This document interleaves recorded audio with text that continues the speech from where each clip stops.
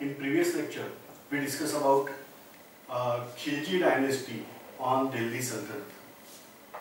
We are now discussing again on a topic that is Mongol invaders over India.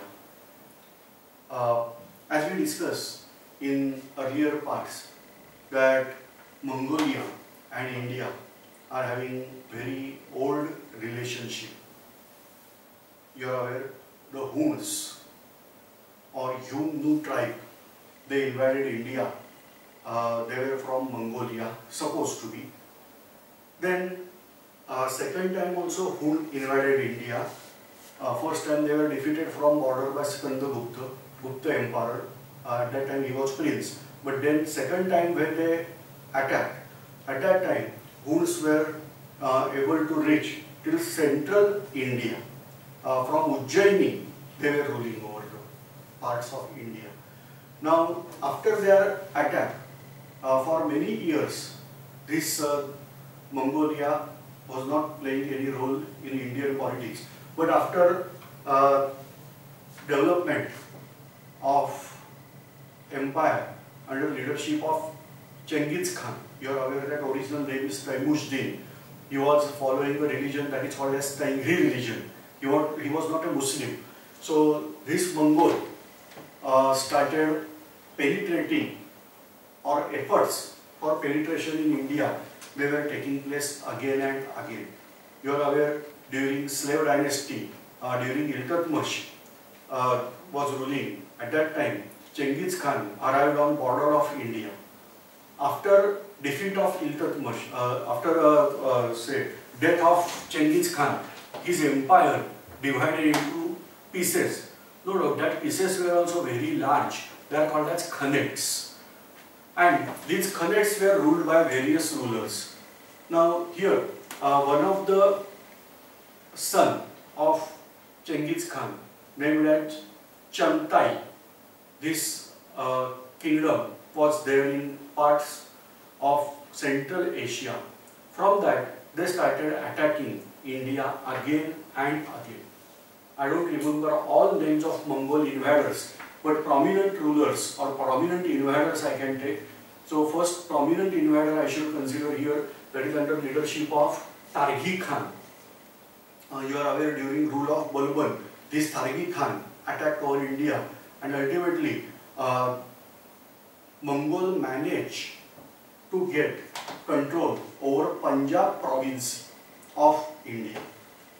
Then onwards, Khiljis regained that control. But after few years, when Alauddin Khilji was ruling over this territory, at that time another Mongol invader arrived in India. His name is Kutluk Khwaja. He was also non-Muslim but Mongol invader, and he reached till Delhi. Nearly 2 lakh Mongol soldiers were there with him, and he was able to reach till Delhi. Whereas Alauddin Khilji managed to defeat this Mongol rider also. As I am discussing again and again, that Alauddin Khilji was a great warrior, and he managed to defeat these Mongols. Kutluk Khwaja was executed, but Alauddin Khilji arrested many of these Mongol soldiers. They were asked to accept Islam by Alauddin Khilji, and these Mongols were allowed to settle in territory of Delhi. In those days, they were having very inferior position as they were Mongols, and in old days, Mongols were considered as very inferior category of people. So they were considered as very inferior category of people. They were having, after defeat of Kutluk Khwaja, whatever Mongol riders, troops were arrested, they were converted to Islam by Alauddin Khilji, and ultimately they were allowed to settle down in Delhi. In those days outside Delhi, but near Delhi. The place is called as Moghalpura. In those days, these Mongols were considered as of inferior quality. No doubt they were converted to Islam, but they were not having that respect in Indian politics and this way. Again, Mongol invaders continued to carry out attacks over India. Meanwhile, one important development was there in Central Asia, but we will go to that development afterwards. We are now again focusing on Khilji dynasty. Now, in case of Khilji dynasty, we discussed that Jalaluddin Khilji established this dynasty. Then Alauddin Khilji was the second ruler. Then there was conflicts, and only Malik Kafur was able to rule for more than 30 days, but he was also executed. And then ultimate, the rule was there in hands of Mubarak Khan Khilji. Mubarak Khan Khilji observed the situation that staying in the palace is quite unsafe, and then he decided to carry out attack over Harpal Dev Yadav. As we are aware that Khilji dynasty tried to establish control over Maharashtra region, but Shankar Dev Rai Yadav rebelled twice. After death of Shankar Dev Rai Yadav, Malik Kafur stayed in Maharashtra and spread Islam, as well as he was engaged in suppressing entire South India over their power. But at that time, Alauddin called him back, and then again there was revelation by Yadav king named as Harpal Dev Yadav. He was son-in-law of Ramdev Rai Yadav. So Alauddin Khilji was also one of the son-in-law of Ramdev Rai Yadav, whereas another was Harpal Dev Yadav. Harpal Dev Yadav rebelled and crushed down this Khilji power in Maharashtra. In order to get control over this territory again, Mubarak Khan Khilji entered in Maharashtra again along with Hassan. You are aware that boy was taken from Gujarat and converted to Muslim religion by Alauddin Khilji. He named him as Hassan. Later on, he was proved more ambitious and more intelligent. He got victories in the battle, so he was entitled as Khushru Khan. And then, with help of Khushru Khan, Mubarak Khan Khilji entered in Maharashtra. A massive battle was there. For Harpal Dev Yadav, it was a situation of do or die. But ultimately, he was not able to do or not able to die easily also. Why? Because he was arrested in the battle by Mubarak Khan Khilji. And then he was tortured to great extent by Mubarak Khan Khilji, not executed easily. His skin was removed, and then he was hanged in the wall of Devgiri, door of Devgiri, where he was badly killed by vultures and all these birds. So this way, Mubarak Khan Khilji again reached till Devgiri, that same path that is followed again, and then Mubarak Khan Khilji went to South India till Kanyakumari. He re-established rule. No, Mubarak Khan Khilji was not that powerful, but Khushru Khan was powerful. Khushru Khan was quite intelligent. Tremendous wealth was accumulated by Khushru Khan under the name of Mubarak Khan Khilji from this expedition, and ultimately they went back to Delhi after approximately 4 years. This way, Khilji Sultanate or rule was reconsolidated by Mubarak Khan Khilji, but in bracket we have to write Khushru Khan. After reaching to Delhi, Khushru Khan planned out murder of Mubarak Khan Khilji. This was quite common for Delhi Sultanate, that the one who is there on throne after Alauddin Khilji, that must be executed. Mubarak Khan Khilji survived for long period comparatively, because earlier sultans were died in just few days. So here Mubarak Khan survived for nearly 4.5 years. But after his death, Khushru Khan declared himself as a new ruler of Khilji dynasty. That was also common. Khushru Khan married with Deval Devi, That was also common. What was uncommon, that Khusru Khan declared that I was converted to Islam forcefully and I don't want to follow this religion now no more. I want to convert or revert back to my original religion, and so he accepted Hinduism. This is the major change. He was not aware what was his name in earlier days. So he accepted the name that is called as Nasiruddin. This is Muslim style name only, meaning he is protector of the religion. So this way he established another rule, whereas Deval Devi also converted to Hinduism again. And over the period of 1 year, they ruled over Delhi. This was major change from ancient part that initially Islamic rule was established in Delhi, but by Islamic person only, by exception of Hinduism, the rule was changed, at least for 1 year. But other rulers were not happy. At that time, this Punjab territory was ruled by a great noble named as Ghiyasuddin Tughlaq. He was ruler of here, the Lahore. So Ghiyasuddin Tughlaq decided to accept challenge of Nasiruddin. As first he inquired that there is anybody legal heir of Khilji dynasty in Delhi. Answer was no. Nobody was there.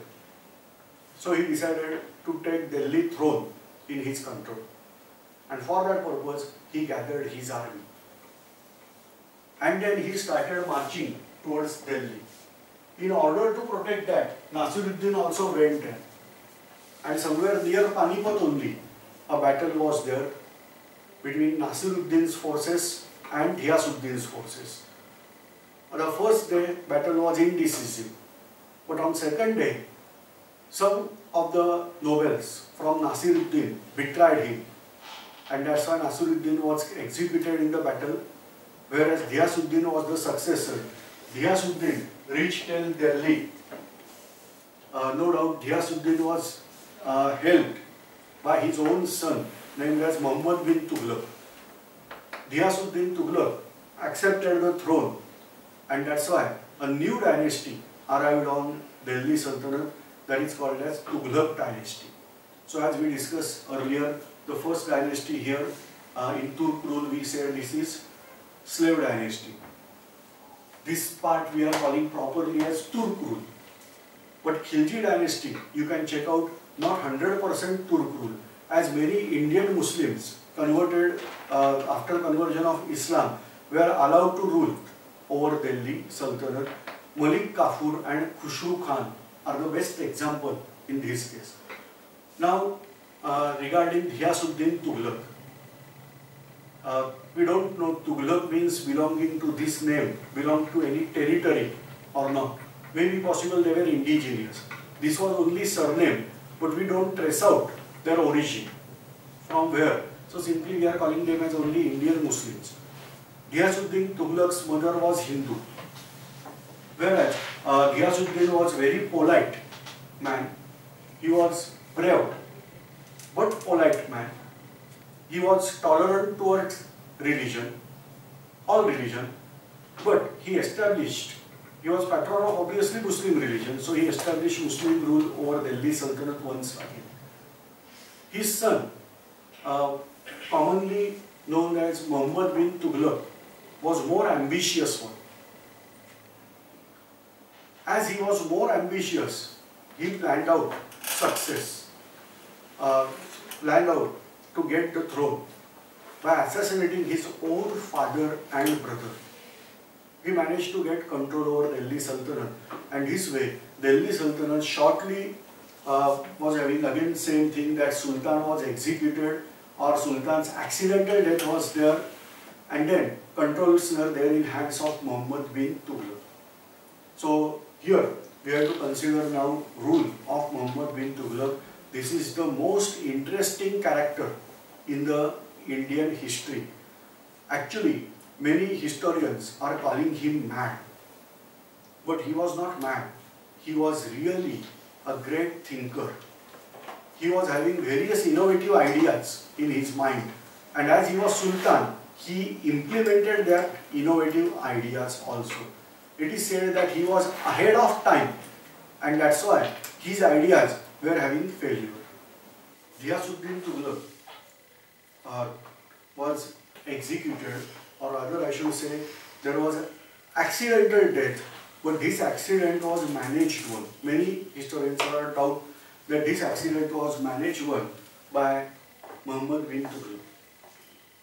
And then Muhammad bin Tughlaq got power.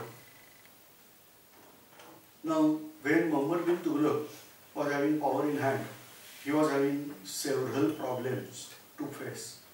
The throne was not that easy to rule. Punjab province was again invaded by Mongols. There was threat for Delhi Sultanate. Keep in mind that when we are talking about this Delhi, in those days, it is, say, this is parts of Himalaya I am showing here. Once person cross out this part, then no mountain ranges are there. All area is plain. Obstacles, at the most we can say, the rivers of Punjab, they are serving like obstacles. And that's why once this mountain ranges crossed, then riders, that Mongol invaders, they will able to come straight way towards Delhi. Delhi was not that safe if you don't have control over this frontier. And we are always we are aware that this frontier was not safe during those days.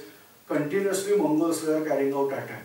So first thing, threat to Delhi throne, that is by Mongol invaders. Second thing, this South Indian Empire was newly conquered, first by Mubarak Khan, first by Malik Kafur, and then by Mubarak Khan Khilji. But people were not ready to accept suzerainty directly, and therefore we had to get control over this South India. That was another important role for Muhammad bin Tughlaq.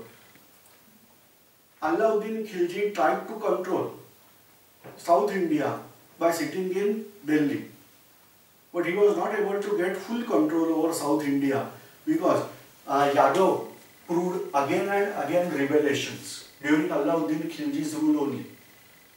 And so Delhi was not proper place to rule entire Indian empire in those days. Say, when Islamic empire was there from this northwest frontier to Bengal, somewhat midpoint is towards Delhi. But when it extended towards South India, midpoint is not Delhi.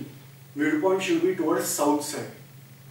And that was analyzed perfectly by Muhammad bin Tughlaq, and he decided to shift his capital to Daulatabad. The actually name of place is Devgiri. That is the capital of Yadav Empire.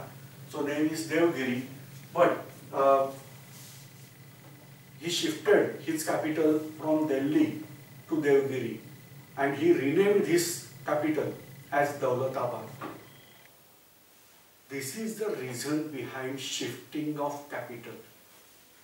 There is in book, many historians, they are saying that he afraid of Mongol invaders, and therefore in search of safe land, he shifted his capital towards southward and reached till Devgiri, because you are aware that in those days the best fort in India, that was considered as fort of Devgiri, and therefore Yadav were ruling from this fort for many years. After defeat by Khiljids, now Tughlaq decided to shift their capital from Delhi to Daulatabad or Delhi to Devgiri. So this was marvelous decision taken by Muhammad bin Tughlaq. That is not for only fear of Mongol invader. Maybe that is one factor, that fear of Mongol invader. But the more prominent thing is that to control South Indian Empire as well as North Indian Empire. And so Muhammad bin Tughlaq shifted his capital from Delhi to Daulatabad. So theoretically, I must give full mark to Muhammad bin Tughlaq for taking this wise decision to control his empire this way. But practically, he proved that some whimsicalness. He ordered his people of Delhi to leave Delhi, vacate out Delhi within just 3 days, and with all your belongings, you have to shift from Delhi to Daulatabad. So, implementation of decision was not in proper way.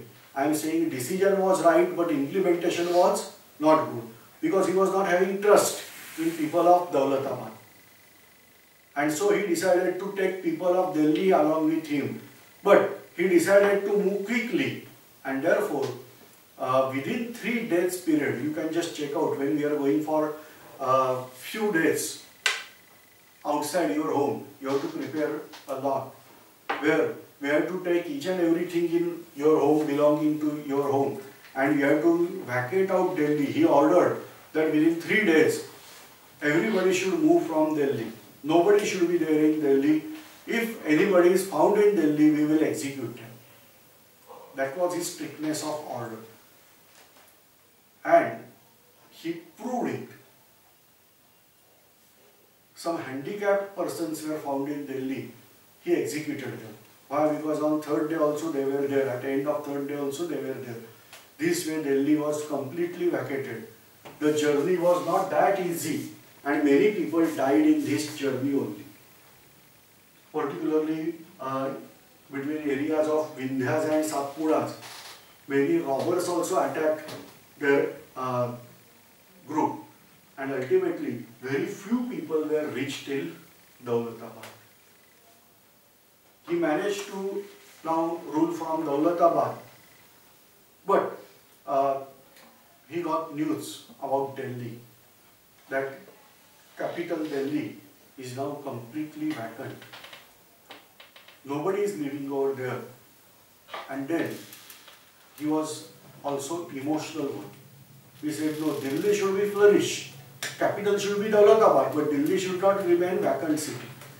And so he ordered people of Lahore to move from Lahore to Delhi. Again, order was in the same way. We have to travel from Lahore to Delhi within, that we have to vacate out Lahore within 3 days. But people of Lahore were more wise. They vacated out Lahore, but didn't go to Delhi. Why? Maybe possible Muhammad will call people of Daulatabad to Delhi again. And so simply they went in the Himalayan jungles. They didn't went to Delhi. So because of wrong decision or wrong implementation, the problem was something different. That instead of 1 city is vacated, now 2 cities remain vacant. So this is the problem of Muhammad's decision. So you will get the idea that theoretically he was perfect, but the implementation wise he was not that perfect. He tried to control South India. Say he was not settled out here quietly. He tried to get full control over South India. For nearly 10 years he was there to get control. Meanwhile, many other things happen with him. Say for example, you are aware that Khiljids were having problem of wealth, because Khiljids maintained paid army and they were always having scarcity of wealth. And so Khiljids carried out changes in the revenue system. They started a Kankut system. They started exact measurement. They appointed some accountant to maintain record of that Ikta. Ikta means land given to ruler. We discussed later. All that. That means whatever crops we are getting, we have to get control over that, and we have to get record, and we have to get maximum share of that. That was the policy of Khiljids. Whereas Tughlaq proved more better rather than Khiljids, because Tughlaq realized that not only by doing this way we get good revenue. So in India, basically we have two seasons. One is called as Kharif and second one is called as Rabi. That means the summer season farming and winter season farming. That season we are calling as rainy season, that is considered as summer. Because in world there are only two seasons. In India we have third season, that is monsoon, but that practically occurs during summer season in the world. So June, July, August, September, these are months of summer in rest of northern world, northern hemisphere world, but for India it is rainy season. But still the word used is Kharif. That is why these foreign invaders, they continue to use that word. So this called as Kharif season. Another season is Rabi. But in Rabi season, everywhere cultivations are not carried out. If water resources are good, amount of water in soil is good, then only they are applying that. And therefore, it is decided by Muhammad bin Tughlaq that we have to increase irrigation facilities. He started construction of dams. He started construction of canals, and he improved irrigation technique so that crops we can take for twice or even thrice a year, and therefore we will get good revenue. So that's why I am saying that Muhammad bin Tughlaq was not, we have to not consider him as mad. No doubt, I can say to a certain extent he was whimsical, but his ideas were really great. He was also having scarcity of money. And then a wise decision was taken by him that we had to consider value of gold and copper as same. We are aware in any economical principle, we can't say that gold and copper should have equal value, but in Muhammad's economics it was there. He ordered that you have to exchange gold at copper's rate or copper at gold's rate. So you can exchange out gold and copper. If you are not doing that, then you will get severe punishment from government. And then it is said that people started exchanging copper coins for gold coins. And whatever gold was there in his treasury, that was lost, and his treasury was full of copper coins that was having no use in outside world. So this is the another example of failure of decision taken by Muhammad bin Tughlaq's government.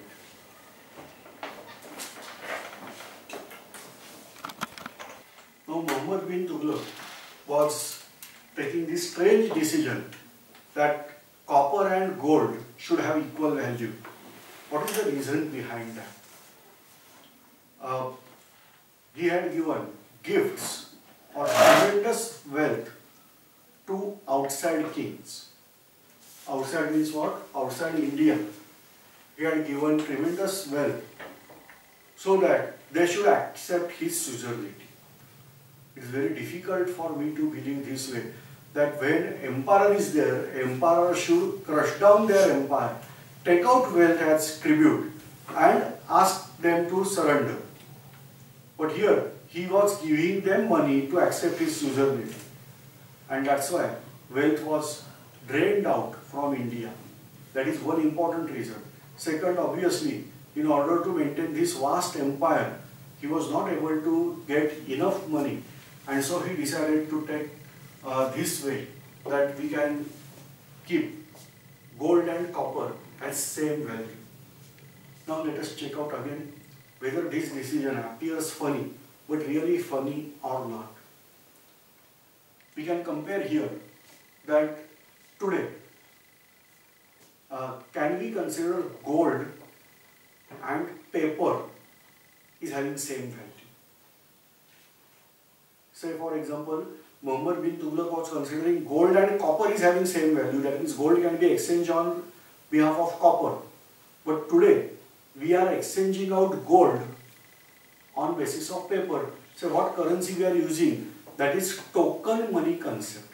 That we are using currency that is in form of papers only. We are exchanging out paper and we are taking out gold. So in those days, I should consider Muhammad bin Tughlaq was far ahead of time. Even today, what we are calling as cashless economy, in that concept, we are just giving our debit card or credit card and transaction of money that we are calling as virtual money, we are making place. So we are not giving anything because you are taking back your card also, but you are taking gold along with you. And this way, we are having some strange concepts. They are in present day, they are not strange. But if you look in old days concept, then you will get this is also strange. So gold and copper is having equal value. This concept, no doubt we have to look in this way, that gold and copper. So he introduced concept of token money, like thing I can say here. But as this decision was not able to fulfill his desire, ultimately he taken out back. He stayed there for Delhi, in Daulatabad, but ultimately he decided to shift his capital again from Daulatabad to Delhi. And he taken out all the citizens of Daulatabad to Delhi back. And this way he shifted his capital. He tried to get control over Tibet. So that was a very nice move. From India, somebody is looking to control Tibet. But he find out the way to go to Tibet. In those days, they were going by Kanauj, then by Khyber Pass. We had to go to Central Asia and then come to Tibet. Instead of that, he asked his troops to carry out attack over Tibet by Himalayan route. And that was his Himalayan mistake. He lost out all these army that is sent to Tibet from Himalaya region only. And this way, Muhammad ruled over India. He was considered as innovative, man of innovative ideas, ahead of time. But also, all these lookouts were not only disturbed his own throne, but ultimately entire Delhi Sultanate was having a problem because of him. No doubt, he ruled. But during his rule, one disaster was there in his army, that a problem of plague was there. And then almost 50% of his army was wiped out because of this plague. That created a vacuum in Indian politics, and ultimately Muhammad bin Tughlaq died out. After his death, another person came to rule over Delhi Sultanate, that is named as Firoz Shah Tughlaq. But now revelations started out. In South India, particularly in Deccan, we are dividing South India into the upper part, that is called as Deccan, which is corrupted word of Dakhan or Dakshin, that is Sanskrit word meaning for south. Whereas rest of South India, so here we can check out Karnataka, Andhra Pradesh, Telangana also, then Tamil Nadu and Kerala as South India, whereas Maharashtra and northern part of Andhra Pradesh along with some parts of Chhattisgarh, we are calling them as Deccan. The Deccan territory was ruled. Now there was revelation, and a person named Hasan Gangu Bahmani, he established his own rule over this territory. So simply they rebelled out against Delhi Sultanate, and Bahmani kingdom was established in Deccan. Whereas in South India there was a Hindu empire that was established. That was established by two important persons named as Harihara and Bukka. Whereas Swami Vidyaranya, his name associated with these people, and from Shrungeri Pit of Karnataka, he was there. So Swami Vidyaranya was inspirational part, and Harihara and Bukka, they carried out this thing together. They were brothers. According to one story, they were captives. They were taken to Delhi. They accepted Islam. Advanced training of war was given to them by Muhammad bin Tughlaq only, and after 10 years they were sent into Karnataka region to control Karnataka territory. But after returning to Karnataka, they went to Swami Vidyaranya, who converted him into Hinduism again, and then they established empire that is called as Vijayanagar's Hindu Empire. But according to another story, which is said that they were actually some relatives of Hoysala Emperor, and after death of that Hoysala Emperor, the widow or that queen asked them to continue rule. So whatever true, I don't know, but now we are believing this way that they were appointed by Hoysala only, and then they continued to rule, and they established their kingdom by making a place near Vatapipuram. You are aware of Vatapipuram, that was capital of Chalukya Empire. Then Kalyani, that was also capital of Chalukya Empire. Later Chalukyas were having that thing. Whereas here they established their kingdom capital. So here there was establishment of Vijayanagar's Hindu Empire. The place of their capital, that was Hampi. It is called as capital of Vijayanagar's empire. The place that is called as Hampi. It is believed that this place was considered as capital of Sugriva. Try to recollect, in Ramayana we have Bali and Sugriva. Their capital was Kishkindha Nagari. So traditionally these people believe that this Kishkindha Nagari means Hampi. And nearby we have a place that is called as Hanuman Jarmasthal. The birthplace of Lord Hanuman is there in that nearby area only. A place is marvelous to see. Fantastic thing is there. You can check out our another channel is there, that is Maharashtra Bharat. You have to type straightway without space bar. You have to type Maharashtra Bharat. There I have kept recordings of Hampi. You can observe that city the way it is observed. So that they made a capital, a fantastic developed city by this Harihar and Ukkur. They maintained nearly 15 lakh standing army, and this way the empire that was formed by Alauddin Khilji, maintained by Mubarak Khan Khilji, was degraded into pieces again by establishment of Vijayanagar's Hindu Empire in South India, Bahmani rule over Deccan part, and then onwards disintegration of empire started.